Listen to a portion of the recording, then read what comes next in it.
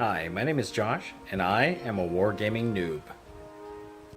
Hey everyone, it's Josh with Wargaming Noob, back with another unboxing video. This time, Age of Sigmar, Seraphon, the Slann Starmaster, and the Skink Starpriest.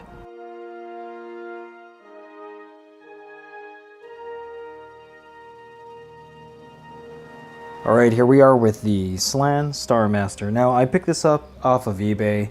Yes, it is a little used, as you can tell by the box. It's a little battered, but the model has never been built, and I got it for a pretty good deal, especially considering that the store itself, the Games Workshop store, seems to have it out of stock. I feel like I got lucky on finding this in eBay.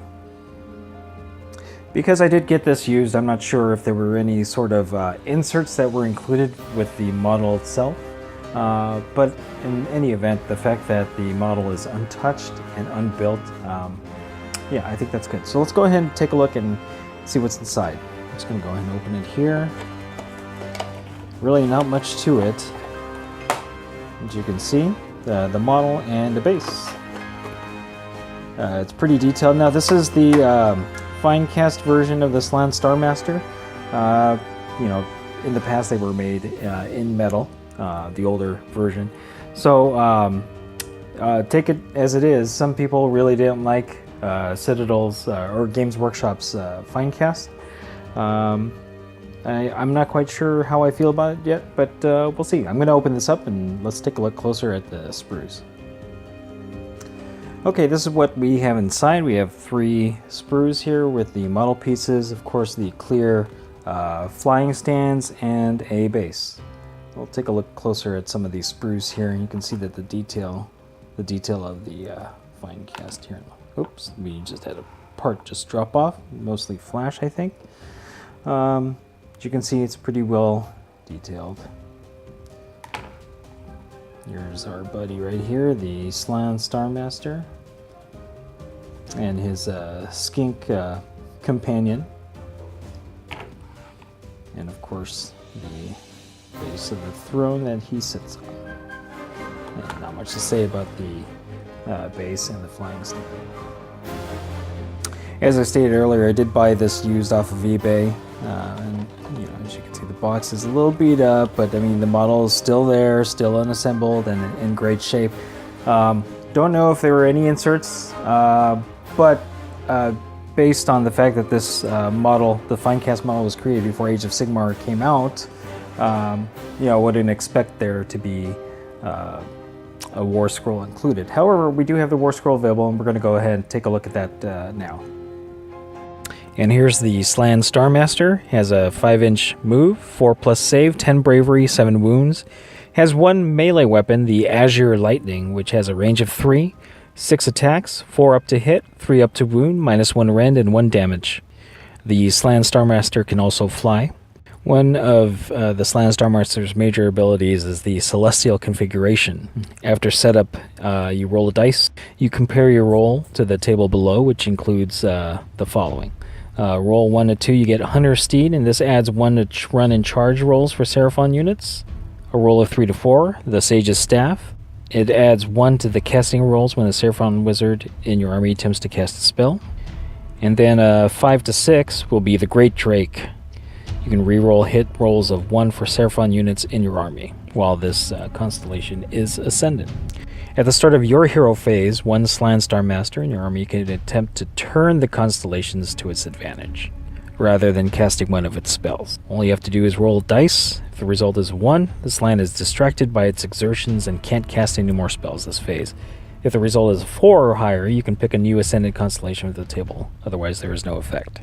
There's a little bit of risk and reward with changing your constellation, but depending on what you roll, it could be quite advantageous.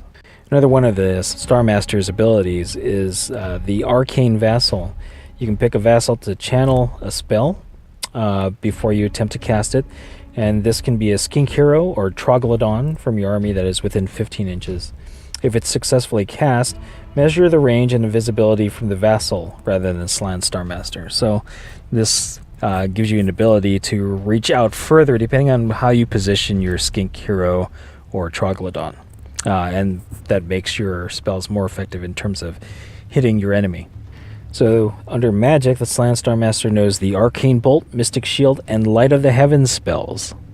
Light of the Heavens has a casting value of 6, and if it's successfully cast, then until your next hero phase, any Battleshock test for Celestial Demon or Chaos Demon units are made by rolling 2 dice rather than 1.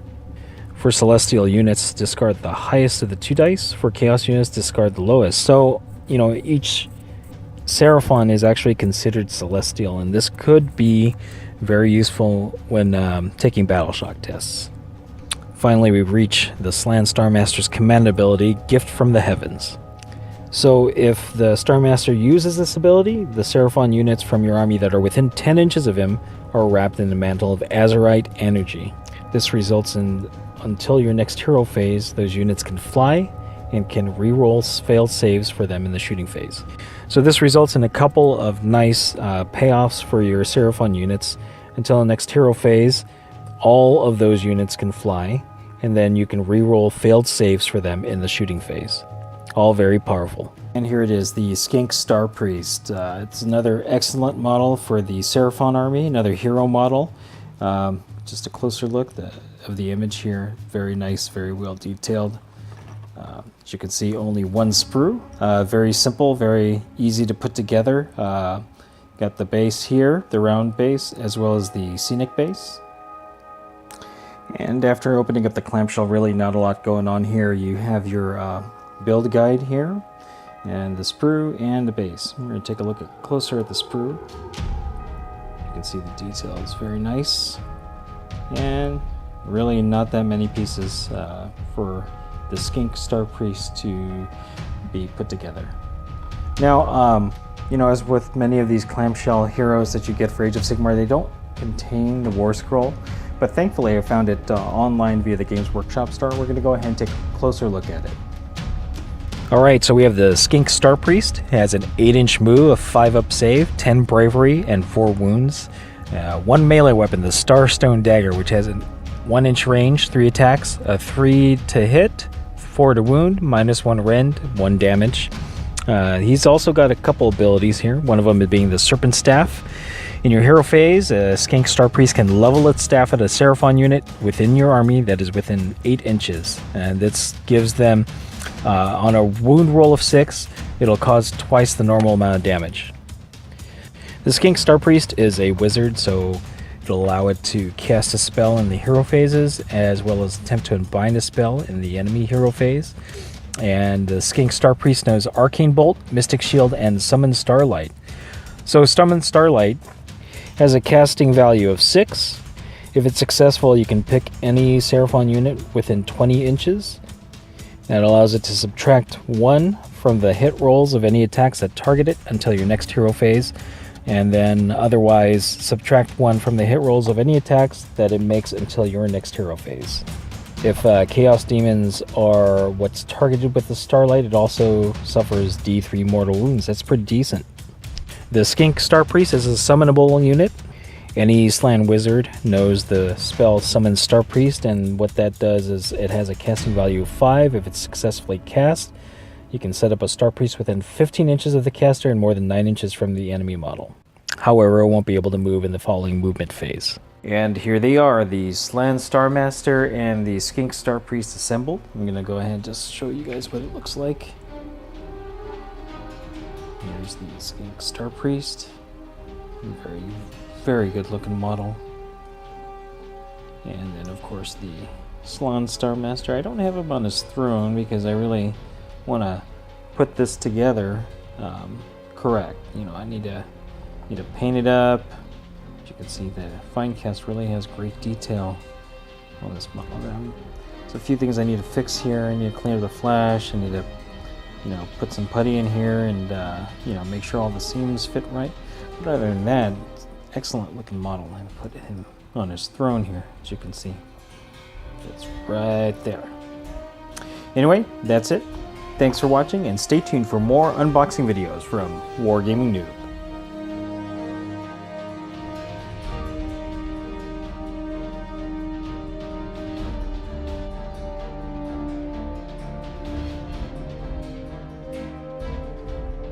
Hey everyone. everyone, it's Josh from Wargaming Noob. I'd like to personally thank you for taking the time to watch my videos.